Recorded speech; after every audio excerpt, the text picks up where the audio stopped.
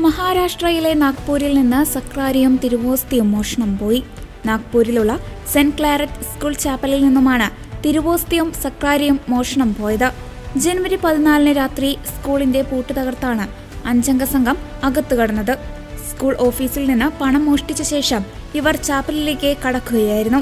സംഭവത്തിൽ Nagpur arch bishop Ilyas ഗോൺസാൽവസ കടുത്ത ദുഃഖം രേഖപ്പെടുത്തി. വിശുദ്ധ കുർബാനയോട് കാണിച്ച അവഹേളനത്തിൽ പ്രായശ്ചിത്തം ചെയ്യുന്നതിനായി ജനുവരി 23 വെള്ളിയാഴ്ച നാഗ്പൂർ അതിരൂപതയിൽ പ്രത്യേക പ്രാർത്ഥനാ ദിനമായി ആചരിക്കാൻ അദ്ദേഹം വിശ്വാസികളോട് ആവശ്യപ്പെട്ടു. അതിരൂപതയിലെ എല്ലാ പള്ളികളിലും സ്കൂളുകളിലും സന്യാസ ഭവനങ്ങളിലും ഇന്ന് പ്രത്യേക ആരാധനയും പ്രാർത്ഥനകളും നടക്കും.